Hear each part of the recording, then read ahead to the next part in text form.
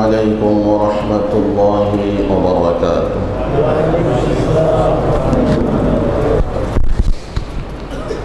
الحمد لله نحمده ونستعينه ونستغفره ونؤمن به ونتوكل عليه ونعوذ بالله من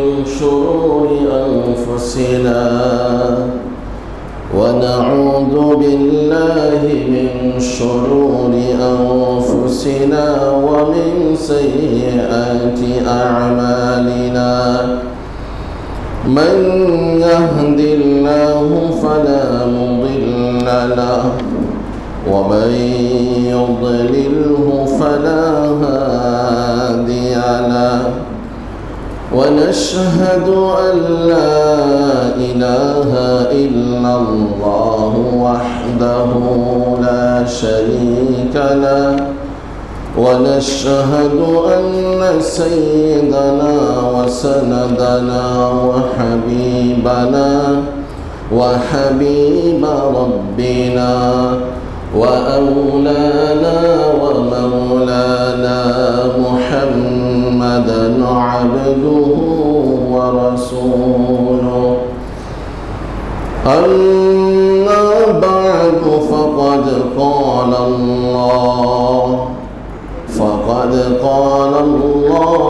سبحانه وتعالى: أعوذ بالله من الشيطان الرجيم. بسم الله الرحمن الرحيم. وجاوزنا ببني إسرائيل البحر فأتبعهم فرعون وجنوده بغيا وعدوا حتى إذا أدركه الغرق قال آمنت أنه لا إله إلا الذي آمنت به بنو إسرائيل وأنا من المسلمين. الآن وقد عصيت قبل وكنت من المفسدين. فاليوم ننجيك ببدنك لتكون لمن خلفك آية وإن كثيرا من الناس عن آياتنا لغافلون. إن الله وملائكته يصلون على النبي يا أيها الذين آمنوا صلوا عليه وسلموا تسليما. اللهم صل على محمد وعلى آل محمد كما صليت على إبراهيم وعلى آل إبراهيم إنك حميد مجيد. اللهم بارك على محمد وعلى آل محمد كما باركت على إبراهيم وعلى آل إبراهيم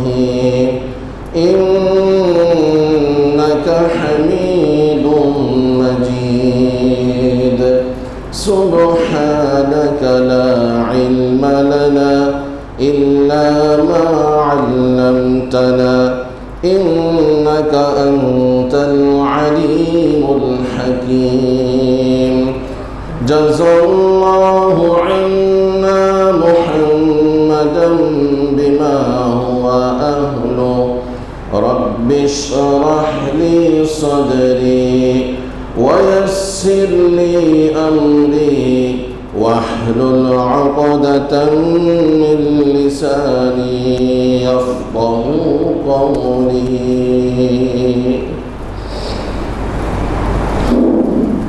আলহামদুলিল্লাহ। উপস্থিত সম্মানিত উলামায়ে কেরাম, মুসল্লিয়ানে কেরাম, ছাত্র ভাইয়েরা, সর্বস্তরের দ্বীনী ভাইয়েরা, আমরা সর্বপ্রথম মহান রব্বুল ইজ্জত ওয়াল জালালের দরবারে শুকরিয়া আদায় করছি, যিনি আমাদেরকে তার ঘরে সলাতুল জুমুআ আদায়ের উদ্দেশ্যে উপস্থিত করেছেন। সকলেই বলি আলহামদুলিল্লাহ। সাথে সাথে সলাত ও সালামের হাদিয়া প্রেরণ করছি সাইয়্যিদুল মুরসালিন, রাহমাতুল লিল আলামিন, শফিউল মুযনিবিন মুহাম্মদুর রাসূলুল্লাহ সাল্লাল্লাহু আলাইহি ওয়াসাল্লামের রওজায়ে আতহারে, এবং দোয়া করছি, হে প্রভু, আপনি আপনার হাবিবকে জান্নাতের সর্বোচ্চ সম্মানে সম্মানিত করুন। সবাই বলি আমিন। সম্মানিত মুসল্লিয়ানে কেরাম, আজকে হিজরি নববর্ষের তথা 1447 হিজরির প্রথম মাস মুহররম মাসের দ্বিতীয় জুমুআ। আজকে হল 8 তারিখ, আগামী কাল 9 তারিখ, তার পরের দিন 10 তারিখ, 10শে মুহররম। মুহররম মাসে কি করণীয় এবং বর্জনীয়, এই শিরোনামে কথা বলবো। গত জুমায় আমরা বলেছিলাম আজকে আমরা এই মুহররম মাস, বিশেষত আশুরা দিবসকে কেন্দ্র করে কোরআন সুন্নায় যা বর্ণিত আছে তা থেকে কিঞ্চিত আপনাদের সামনে তুলে ধরার চেষ্টা করব। ওয়া মা তাওফীকি ইল্লা বিল্লাহ আলাইহি তাওয়াক্কালতু ওয়া ইলাইহি উনীব। সম্মানিত ভাইয়েরা, আমরা জানি এই মুহররম মাস, এই মাসের নামের অর্থই হলো সম্মানী। মুহররম এই শব্দের অনেক অর্থ আছে, তার মধ্যে উল্লেখযোগ্য অর্থ হলো সম্মানিত। মুহতারাম একটা শব্দ আমরা ব্যবহার করি, অর্থ হলো জনাব, সম্মানিত। মুহররম মাস, এই মাস সেই 4টি মাসের একটি মাস, যেই 4টি মাসকে আল্লাহ তাআলা নিজেই বলছেন সম্মানী মাস। মিনহা আরবাআতুন হুরুম।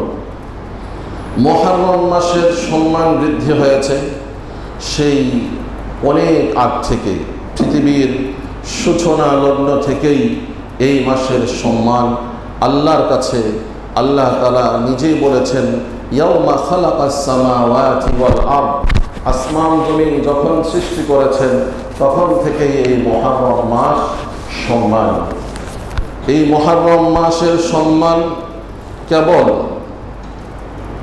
61 হিজরিতে আল্লাহ রাসূল সাল্লাল্লাহু আলাইহি ওয়াসাল্লামের দৌহিত্র নাতি হযরত হুসাইন রাদিয়াল্লাহু তাআলা আনহু শহীদ হওয়াকে কেন্দ্র করেই হয়নি, বরং হযরত হুসাইন রাদিয়াল্লাহু তাআলা আনহুর শাহাদাত এই সম্মানী মাসে হওয়ার কারণে এই শাহাদাতের মর্যাদা আরও বেশি বৃদ্ধি হয়ে গেছে। সুবহানাল্লাহ। সম্মানিত ভাইরা, এই মুহররম মাসে আমাদের কি কি করণীয়? প্রথমত হাদিসে আসছে আল্লাহ রাসূল সাল্লাল্লাহু আলাইহি ওয়াসাল্লাম নিজে এই সম্মানী মাসকে, মুহররম মাসকে আল্লাহ তাআলার মাস হিসেবে ঘোষণা দিয়েছেন। যেমন মুসলিম শরীফের 1163 নম্বর হাদিসে নবী করিম সাল্লাল্লাহু আলাইহি ওয়াসাল্লাম বলেন, আফদালুস সিয়াম বা'দা রমাদান শাহরুল্লাহিল মুহররম। রমাদান মাসের পরে যদি কেউ সিয়াম পালন করতে চায়, নফল সিয়াম, তাহলে তার জন্য উপযুক্ত সময় হলো আল্লাহর মাস মুহররম মাসে। সুবহানাল্লাহ। এই মুহররম মাসকে আল্লাহ তাআলা আল্লাহর মাস বলে আখ্যায়িত করেছেন। শাহরুল্লাহিল মুহাররম ওয়া আফদালুস সালাতি বা'দাল ফরিয়্যা সালাতুল লাইল। এবং এই হাদিসের শেষের অংশ হলো যে উত্তম সালাত, ফরজ সালাতের পরে উত্তম সালাত হলো সালাতুল লাইল, রাত্রিবেলার নামাজ তথা তাহাজ্জুদের সালাত। সম্মানিত ভাইরা, এই মাসে আমরা বেশি থেকে বেশি সিয়াম পালন করতে পারি। শুধু কেবল আশুরা দিবসের সিয়াম নয়, বরং পহেলা মুহররম থেকে নিয়ে পুরো একটি মাস ব্যাপী যখন যখন সুযোগ হয় সিয়াম পালন করতে পারি। এই হলো আমাদের প্রথম করণীয় কাজ। তারপরে দ্বিতীয়ত আসছে যে বিশেষত আশুরা দিবসের সিয়াম পালন করা। আশুরা দিবসের সিয়াম সম্পর্কে আল্লাহ রাসূল সাল্লাল্লাহু আলাইহি ওয়াসাল্লাম বলেন যে যেই ব্যক্তি আশুরা দিবসে মুহররম মাসের 10 তারিখে সিয়াম পালন করবে, আল্লাহ তাআলা তার অতীতের 1 বৎসরের গুনাহ মাফ করে দেবেন। সুবহানাল্লাহ। 3 নম্বর আমল আমরা করতে পারি তাওবা। এই মাসে আল্লাহ তাআলা বান্দার বেশি বেশি তাওবা কবুল করেন। 4 নম্বর হলো সব ধরনের গুনাহ বর্জন করব। আল্লাহ তাআলা বলেন সূরা তাওবার 36 নম্বর আয়াতের শেষে, ফালা তাযলিমু ফীহিন্না আনফুসাকুম, এই দিনগুলোর মধ্যে অন্ততপক্ষে তোমরা তোমাদের উপরে জুলুম করবে না। আর গুনাহের মাধ্যমে আমরা আমাদের উপরে জুলুম করে থাকি। আমরা প্রতিদিন প্রত্যেক সালাতের শেষে যে একটি কমন দোয়া আমরা পাঠ করে থাকি, দোয়ায়ে মাসুরা, এই দোয়ায়ে মাসুরার শুরুটাই হলো এরকম, আল্লাহুম্মা ইন্নী যালামতু নাফসি, হে আল্লাহ আমি আমার উপরে অন্যায় করেছি, জুলুম করেছি। তো এই গুনাহ বর্জন করতে হবে। সম্মানিত ভাইয়েরা, আসল এই আশুরা দিবসের সিয়ামের ইতিহাস আমরা যদি পর্যালোচনা করি, ইতিহাস বলে আল্লাহ রাসূল সাল্লাল্লাহু আলাইহি ওয়াসাল্লাম হিজরত করে যখন মদিনায় যান, সেখানে গিয়ে দেখেন মদিনার ইহুদিরা সিয়াম পালন করছে। রাসূল তাদেরকে জিজ্ঞাসা করেন, লম্বা হাদিস, হযরত আব্দুল্লাহ ইবনে আব্বাস রাদিয়াল্লাহু তাআলা আনহুমা থেকে বর্ণিত, তিনি বলেন আন্না রাসূলুল্লাহ সাল্লাল্লাহু আলাইহি ওয়াসাল্লাম কাদিমাল মদিনা, রাসূল সাল্লাল্লাহু আলাইহি ওয়াসাল্লাম মদিনায় তাশরিফ নিয়ে যান। ফাওয়াজাদাল ইয়াহুদা সিয়ামা, সেখানে গিয়ে দেখেন ইহুদি সম্প্রদায় সিয়াম পালন করছে ইয়াউমা আশুরা, মুহররম মাসের 10 তারিখে। ফাকাল লাহুম রাসূলুল্লাহ সাল্লাল্লাহু আলাইহি ওয়াসাল্লাম মা হাযাল ইয়াউম, রাসূল প্রশ্ন করেন, হে ইহুদিরা, এই যে সিয়াম পালন করছো এটা কোন প্রকারের সিয়াম, কেমন সিয়াম? তখন তারা বলে, হাযাল ইয়াউম আল্লাযী নাজ্জাল্লাহু তাআলা মূসা ওয়া কওমাহু ওয়া গাররাকা ফিরআউনা ওয়া জুনুদাহ, এটা হলো এমন একটি দিবস যে দিবসে আল্লাহ তাআলা হযরত মূসা আলাইহিস সালামকে নাজাত দিয়েছেন, মুক্ত করেছেন, এবং মূসা আলাইহিস সালামের কওমকে, বনি ইসরাইলকে ফিরআউন এবং ফিরআউনের সৈন্যদের নির্যাতন জুলুম থেকে মুক্ত করেছেন। অপরদিকে ফিরআউনকে পানিতে ডুবিয়ে ছুবিয়ে মেরেছেন এবং তার দলবলকে নিঃশেষ করে দিয়েছেন। এই কারণে আমরা শুকরিয়া হিসেবে হযরত মূসা আলাইহিস সালাম নিজেও সিয়াম পালন করতেন, তাই আমরা তার অনুসারী হওয়ায় আমরা এই দিবসটিতে সিয়াম পালন করে যাচ্ছি। তখন নবী করিম সাল্লাল্লাহু আলাইহি ওয়াসাল্লাম বললেন যে যদি মূসা আলাইহিস সালামের অনুসরণ করতে গিয়ে তোমরা সিয়াম পালন করো, তা আমিও নবী, তিনিও নবী, সুতরাং তার সাথে আমার সবচাইতে বেশি মিল আছে। ফানাহনু আহাক্কু বিমূসা, তাহলে তো এই মূসার এই শুকরিয়া আদায়ের ক্ষেত্রে তার অনুসরণ, এটাতে আমরা বেশি হকদার।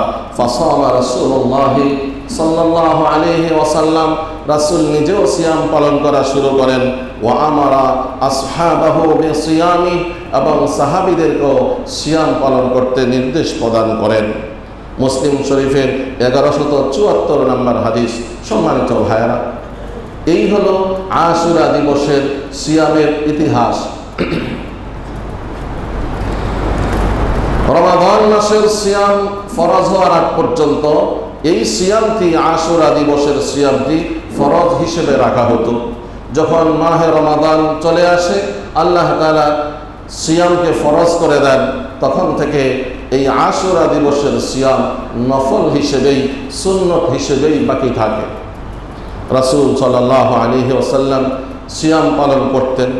কোনো এক সময় হযরত সাহাবায়ে কেরাম এসে রাসূলের কাছে আবেদন করেন, ইয়া রাসূলুল্লাহ, এই আশুরা দিবসের সিয়াম আমরাও পালন করি, ইহুদিরাও পালন করে। এটা কেমন কথা যে তারাও সিয়াম পালন করে আশুরা দিবসে, আমরাও সিয়াম পালন করি? আমাদের সিয়াম তাদের সাথে তো মিলে যাচ্ছে, তাশাবুহ হয়ে যাচ্ছে। অথচ অন্য একটা হাদিসে রাসূল নিজে বলেছেন, মান তাশাব্বাহা বিকওমিন ফাহুয়া মিনহুম, যে অন্য কোন সম্প্রদায়ের সাথে সাদৃশ্যতা বজায় রাখবে তাকেও সেই সম্প্রদায়ভুক্ত মনে করা হবে। সাহাবীদের এই প্রশ্নের কারণে আল্লাহ রাসূল সাল্লাল্লাহু আলাইহি ওয়াসাল্লাম বললেন, ঠিকই বলেছ, তাহলে আমি যদি আগামী বছর বেঁচে থাকি তাহলে এই একটি সিয়ামের সাথে আগে পরে মিলিয়ে আরও একটি সিয়াম, অর্থাৎ দুটি সিয়াম পালন করব, যাতে করে ইহুদিদের সাথে বিরোধিতা হয়, মুখালাফাত হয়। তাই রাসূল বলছেন, সুমু ইয়াওমা আশুরা ওয়া খালিফু ফীহিল ইয়াহুদ, তোমরা আশুরা দিবসের সিয়াম পালন করো এবং এই সিয়াম পালন করতে গিয়ে ইহুদিদের সাথে বিরোধিতা করো। সম্মানিত ভাইয়েরা, এই হাদিস আমাদেরকে যেই জিনিসটির প্রতি আমাদেরকে সতর্ক করে এবং যেই জিনিসটির মেসেজ আমাদেরকে দিয়ে যাচ্ছে, সেটা হলো এই সিয়াম পালন করা ইবাদত। এই ইবাদতের ক্ষেত্রেও যদি আরেক জাতি, অভিশপ্ত জাতি, আল্লাহ যাদের উপরে রাগ করেছেন, রাগান্বিত, মাগদুব যারা, সেই জাতির সাথে সিয়াম পালন করতে গিয়ে একটু মিলে যাবে, তাই বিরোধিতা করতে বলেছেন একদিন আগে বা একদিন পরে আরও একটি সিয়াম তার সাথে অ্যাড করে। তাহলে যদি আমরা এই ইবাদতের বাহিরে আমাদের চলাফেরা, ওঠা বসা, আমাদের বেশভূষ, আমাদের রীতিনীতি, আমাদের আইন প্রণয়ন, সব কিছুতে যদি আমি সেই বিজাতি ইহুদি খ্রিস্টানদের সাথে মিল রাখি, তাহলে আমার অবস্থা কি হবে?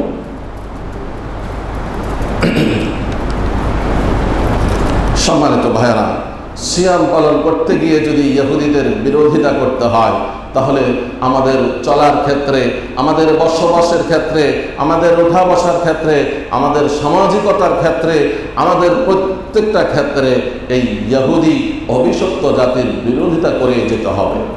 অন্যথায় আমি আপনি পরিপূর্ণ মুমিন হতে পারব না। তাই আমার পোশাক, তাই আমার আচার আচরণ, আমার অফিস আদালত, আমার বাসা বাড়ি, আমার ঘর সাজানো, আমার ঘরের ফার্নিচার, আমার সব কিছুতেই লক্ষ্য রাখতে হবে যে এটা কোনো ইহুদিদের সাথে মিলে যায় কিনা, এটা কোনো খ্রিস্টানদের সাথে মিলে যায় কিনা, এটা কি মুহাম্মদ আরবের কালচার নাকি এটা পশ্চাত্যের কালচার, এটা কি রাসূলুল্লাহ সাল্লাল্লাহু আলাইহি ওয়াসাল্লাম যাকে আল্লাহ আইডল বানিয়ে পাঠিয়েছেন, যার আদর্শে আদর্শিত হওয়ার জন্য বলেছেন, আমি কি তার আদর্শ গ্রহণ করছি আমার সন্তানদের বড় হওয়ার পেছনে, আমার ঘর বানানোর পেছনে, আমার ঘরকে সাজানোর পেছনে, নাকি আমি যাদের বিরোধিতা করে চলতে বলেছেন আমি তাদেরকে আইডল এবং আদর্শ বানিয়ে যাচ্ছি?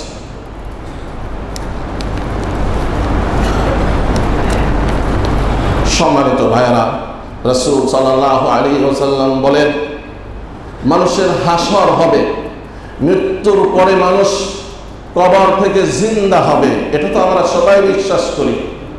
এই হাসর মানে পুনরুত্থান, পুনরায় জীবিত হওয়া। এই প্রত্যেকটা মানুষ পুনরায় জীবিত হবে কিভাবে? যেইভাবে তার মরণ হয়েছে, অর্থাৎ মৃত্যুর সময় তিনি যেভাবে মরেছেন, মৃত্যুর সময় যেভাবে মরেছেন বলতে মৃত্যুর পরে তো আমরা প্রত্যেকেই একই সিস্টেমে তাকে পার করে দিই, 3টি কাপড় পরিয়ে। তার আগে তিনি প্যান্ট শার্ট পরে মৃত্যুবরণ করেন, কিংবা পাঞ্জাবি টুপি পরে মৃত্যুবরণ করেন, তার চেহারায় দাড়ি থাকা অবস্থায় মৃত্যুবরণ করেন, কিংবা দাড়ি থাকা অবস্থায় মৃত্যুবরণ করেন। তিনি ইসলামের আইন কানুন মেনে মানা অবস্থায় মৃত্যুবরণ করেন, নাকি তিনি আইন কানুনের ইসলামী আইন কানুনের প্রতি তোয়াক্কা না করে মৃত্যুবরণ করেন। এটাই হলো যে যেই অবস্থায় তার মৃত্যু হয়,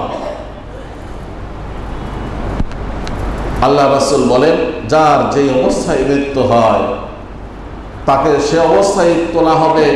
আর প্রত্যেক ব্যক্তির মৃত্যু ওই অবস্থাতেই হবে যে অবস্থায় সে সব সময় চলাফেরা করে, যে অবস্থায় সে বসবাস করে। রাসূলুল্লাহ সাল্লাল্লাহু আলাইহি ওয়াসাল্লাম বলেন, আনতুম তুহশারুনা কামা তামুতুন, তোমাদেরকে পুনরুত্থান করা হবে, তোমাদেরকে পুনরায় জীবিত করা হবে যেভাবে তোমরা মৃত্যুবরণ করো। ওয়া আনতুম তামুতুন কামা তাঈশুন, যেভাবে তোমরা দিনাতিপাত করছো, যেভাবে তোমাদের চলাফেরা, উঠা বসা, বেশ বোস, তোমাদের বন্ধুত্ব, তোমাদের সম্পর্ক যখন যেভাবে যার সাথে হয়, তো তোমাদের মৃত্যুটা ওভাবেই হবে। মৃত্যু ওই সুযোগ দিবে না যা আপনাকে রেড সিগন্যাল দিয়েছে 10 দিন আগে, 20 দিন আগে, 1 মাস আগে, আর আপনি সব কিছু বর্জন করে তাওবা ইস্তেগফার করে শতভাগ রেডি হয়ে থাকলেন, আজরাইলের অপেক্ষা করলেন, তিনি আসলেন আর আপনার মৃত্যু হয়ে গেল। এই সুযোগ আল্লাহ তাআলা দিবেন না। এই জন্য আব্দুল্লাহ ইবনে উমর রাদিয়াল্লাহু তাআলা আনহু বলতেন, ইযা সাবাহতা ফালা তানতাজিরিল মাসাআ, যখন তুমি প্রভাত পড়ছো, সকালে যখন তুমি ঘুম থেকে উঠেছ, তখন তুমি আর সন্ধ্যা পর্যন্ত বেঁচে থাকবে সে অপেক্ষা করবে না। আমার ভাইয়েরা, এগুলো শুধু যে হাদিস এখানেই শেষ না, এটা আমার সমাজের বাস্তবতা। আজকে আপনার প্রতিবেশী আমার প্রতিবেশী, আজকে আপনার সেক্টরবাসী আমার সেক্টরবাসী, আমাদের আত্মীয় স্বজনদের দৈনন্দিন এমন অবস্থায় হচ্ছে। সকালে ঘুম থেকে উঠেছে, ফ্রেশ হয়ে অফিসে যাচ্ছে, আর যাওয়ার পথেই তার কোনো দোষ নাই, সে তো নির্দোষ, কিন্তু পেছন থেকে আরেকজন ধাক্কা দিয়ে অ্যাক্সিডেন্ট করে সেখানেই ঘটনাস্থলেই মারা গেছে। এই জন্য আব্দুল্লাহ ইবনে উমর রাদিয়াল্লাহু তাআলা আনহু বলেন, যখন তোমার সকাল হয় তো সন্ধ্যা পর্যন্ত বেঁচে থাকবে সেটা ভাববে না, সেটার জন্য অপেক্ষা করবে না, এই সকালে যেটা করণীয় সেটাই করে নাও। আমার ভাইয়েরা, সকাল হলে আপনার উপরে আমার উপরে আল্লাহর পক্ষ থেকে কোন বিধানটি আসে? অনেকগুলো বিধান আছে, ঐচ্ছিক, অতিরিক্ত, অপশনাল, সেটা বাদই দিলাম। সবচেয়ে কম্পালসারি যেটা ফরীদ, সেটা হলো ফজরের 2 রাকাত ফরজ সালাত। আপনি মসজিদে আসতে পারেননি, অন্ততপক্ষে ঘুম থেকে উঠে ওযু করে বাসায় একাকী হইলেও পড়ে নেন, তবুও জিম্মাদারি আদায় হয়ে গেল, দায়িত্ব আদায় হয়ে গেল। কেউ কেউ তো এমনও বলেন হাদিসকে সামনে রেখে যে অলসতা বশত যদি কেউ জামাত তরক করে আর একাকী বাসায় পড়ে তার সালাত কবুল হবেই না। তারপরেও অন্ততপক্ষে এটা বলা যাবে যে আমি তো পড়েছি, দায়িত্ব আদায় হবে। আর যদি দায়িত্ব আদায় না হয় কি অবস্থা হবে? আমার ভাইয়েরা, রাত্রিবেলা আমি ঘুমাইতে যাই, আমি তো ডিনার মিস করি না, আমি তো আমার রাত্রের অন্যান্য ফাংশন যেগুলো থাকে সেগুলো একটাও মিস করি না। আমি যখন ঘুমাইতে যাই তার আগে আমার স্মরণ থাকলে রাতের যে ঔষধ আছে সেটা আমি সেবন করি, বা আমাকে আমার আপনজনেরা স্মরণ করিয়ে দেন। কিন্তু তার চাইতে আরো বড় প্রয়োজনীয় জিনিস ছিল যে, আব্বু সারাদিনের সালাত কি আদায় করেছো? ইজা আমসাইতা ফালা তানতাজিরিস সাবাহ, যখন তোমার সন্ধ্যা হয় তখন সকাল পর্যন্ত বেঁচে থাকবে, তার অপেক্ষা করবে না। এখানেও আমাদের সমাজের বাস্তবতা হলো এরকম, বহু লোকের ব্যাপারে জানা যায় কোনো সমস্যাই ছিল না, রাত্রিবেলা ঘুমিয়েছে, হঠাৎ দেখি তিনি আর মুখ করেন না, নড়াচড়া করেন না, অর্থাৎ ঘুমের ভেতরে স্ট্রোক করে সেখানে মারা গেছে। আমার ভাইয়েরা, যদি অন্তত পক্ষে ওই দিনের এশারের সালাতটা যদি আমার আদায় হয়ে যেত, আর আমার নিয়তে যদি থাকতো যে ফজরের সালাত আমি ঘুম থেকে উঠে মসজিদে গিয়ে আদায় করব, তো আল্লাহ তাআলা আমি সালাত আদায় না করলেও তার নেকি আমার আমল নামে জমা করে দিতেন। সুবহানাল্লাহ।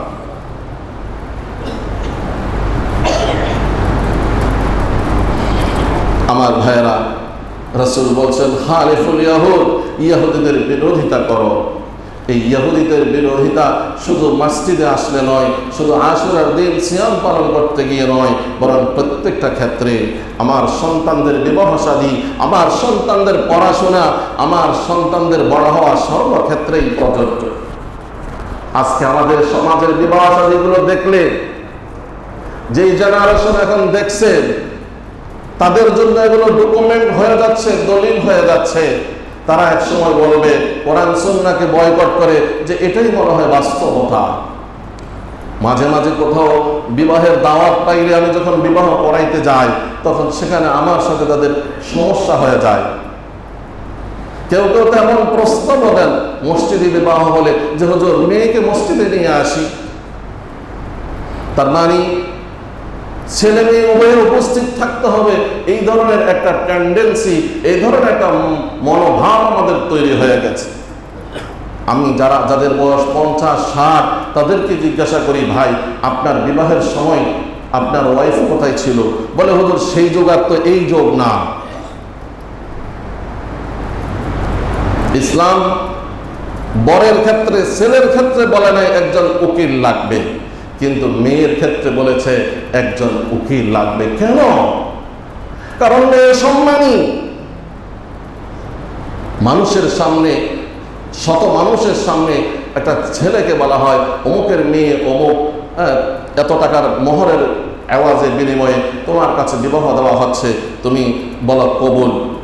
তো ছেলে বলতে পারে কবুল, কারণ ছেলেদের অবস্থা মেয়েদের অবস্থা সমান না। আর এরকম পরিস্থিতিতে ম্যাক্সিমাম ভদ্র ফ্যামিলির ভালো মেয়েরা কিছুই বলে না, চুপ করে থাকে।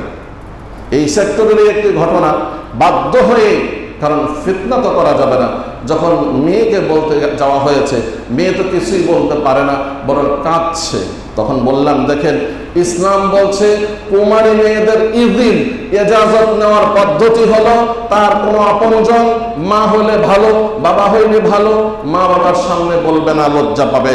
হয়তোবা তার খালা, তার চাচি, তার ফুফু, কেউ একজন গিয়ে যদি বলে, বর্ণনা দেয় অমুকের ছেলে অমুক, ছেলের এই কোয়ালিটি, ছেলের এই পোস্ট পজিশন, তার সাথে তোমার বিবাহের আমরা আলোচনা করছি, তুমি কি রাজি আছো?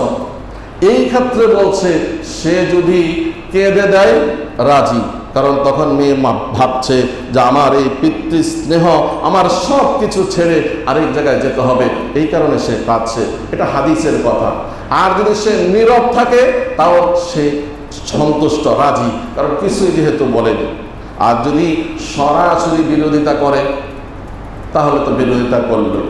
আর যারা বিধবা, যারা ফাইয়েমা অর্থাৎ কুমারীর বিপরীত যারা, তাদের ক্ষেত্রে বলা হয়েছে সরাসরি তার বক্তব্য শুনতে হবে, সে বলতে হবে আমি রাজি কিংবা রাজি না, কারণ তার ভিতরে সেই লজ্জা নেই যেটা একজন কুমারীর মধ্যে আছে।